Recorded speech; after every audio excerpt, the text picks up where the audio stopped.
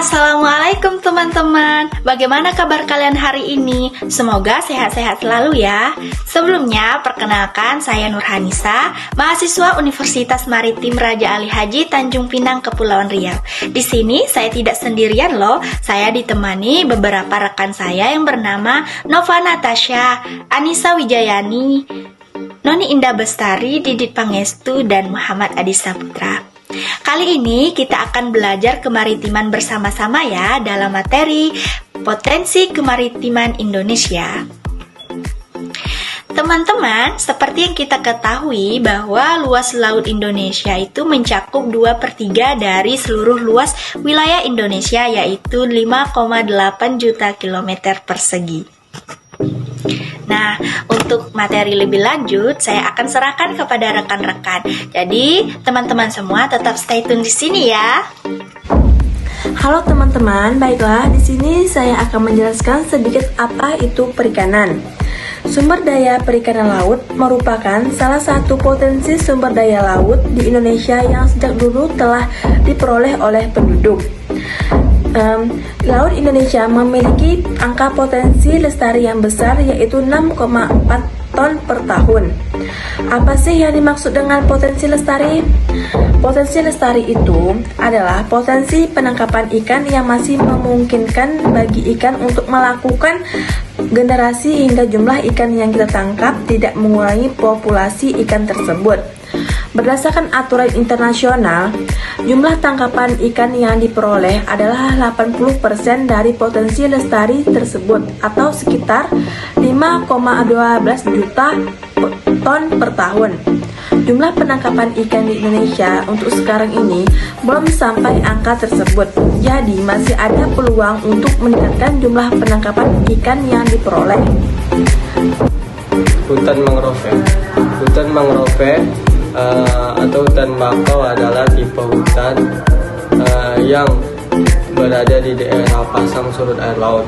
Sebagai potensi sumber daya laut di Indonesia, hutan mangrove memiliki dua fungsi, yaitu yang pertama itu fungsi ekologis, yang kedua fungsi ekonomis.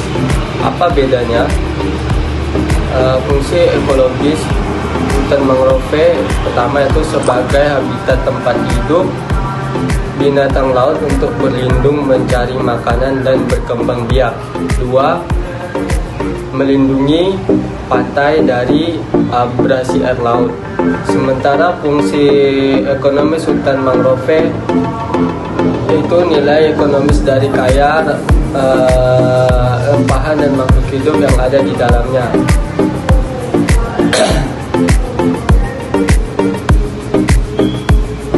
Manfaat kayu bakau. 1. Dijadikan bahan kayu bakau atau bahan pembuat arang. 2. Dijadikan bahan pembuat kertas. Di manakah saja persebaran hutan mangrove di Indonesia? Hutan mangrove tersebar di pesisir sebelah barat Pulau Sumatera, beberapa bagian berada di Pulau Sumatera, beberapa bagian berada di Pulau Jawa, sepanjang pesisir Kalimantan, pesisir Pulau Sulawesi dan Papua, dan Pulau Sulawesi dan Papua, dan pulau kecil lainnya. Luas hutan mangrove di Indonesia mencapai sekitar 3 juta yang tersebar sepanjang 45 km pesisir Indonesia. Teman-teman, tahukah potensi ikan apa saja yang ada di Indonesia? Di Indonesia banyak sekali ditemukan ikan pelagis. Ada yang tahu apakah itu ikan pelagis? Ikan pelagis adalah ikan yang hidup di permukaan air dengan ciri utama yaitu beraktivitas secara bergelombol dan melakukan migrasi. Di Indonesia bagian barat dengan rata-rata kedalaman laut 15 meter, jenis ikan yang banyak ditemukan adalah ikan pelagis kecil. Contohnya ikan layang, ikan teri, ikan kembung, dan lain-lainnya. Sementara di kawasan Indonesia bagian timur, rata-rata kedalaman laut mencapai 4.000 meter. Banyak ditemukan ikan pelagis besar, seperti cakalang dan ikan tuna. Ikan pelagis besar banyak diekspor ke luar negeri. Contohnya ikan tuna yang diekspor ke negeri Jepang setiap tahunnya. Selain menangkap ikan di laut, penduduk Indonesia, terutama yang tinggal di daerah pesisir pantai utara Pulau Jawa, banyak yang melakukan budidaya ikan dengan menggunakan tambak. Jenis ikan yang dikembangbiakkan di sana adalah ikan bandeng dan udang.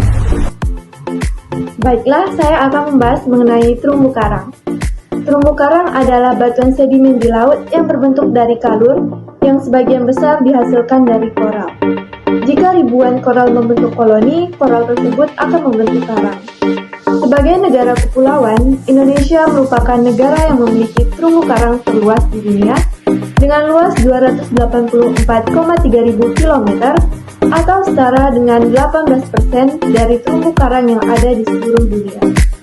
Lalu, mengapa terumbu karang banyak ditemukan di Indonesia? Dikarenakan terumbu karang tumbuh dengan baik pada suhu laut antara 21 derajat Celcius hingga 24 derajat Celcius, dan Indonesia berada di daerah tropis dengan suhu perairannya yang menyebabkan terumbu karang banyak ditemukan di Indonesia. Sekian penjelasan materi mengenai terumbu karang. Manfaat terumbu karang, manfaat ekonomis, manfaat ekologis, manfaat sosial ekonomi. Manfaat dari segi ekologis, terumbu karang sebagai habitat dan sumber makanan bagi berbagai jenis makhluk hidup di laut. 2. Terumbu karang merupakan sumber keanekaragaman hayati yang tinggi. 3. Terumbu karang sebagai pelindung bagi ekosistem yang ada di sekitarnya. Manfaat dari segi sosial ekonomi. 1. Terumbu karang dimanfaatkan sebagai penunjang kegiatan pendidikan dan penelitian. 2. Wilayah terumbu karang dimanfaatkan sebagai sarana rekreasi masyarakat. Manfaat dari segi ekonomis. 1. Terumbu karang merupakan sumber perikanan yang tinggi. 2. Terumbu karang sebagai sumber obat-obat. Nah, teman-teman, itulah diantaranya potensi laut kemaritiman di Indonesia. Kita sebagai generasi muda wajib menjaga, melestarikan dari potensi sumber daya alam tersebut. Nah, sampai di sini dulu ya pembahasan materi kita kali ini. Semoga bisa bermanfaat untuk teman-teman semua. Saya pamit undur diri. Wassalamualaikum warahmatullahi wabarakatuh. Bye-bye.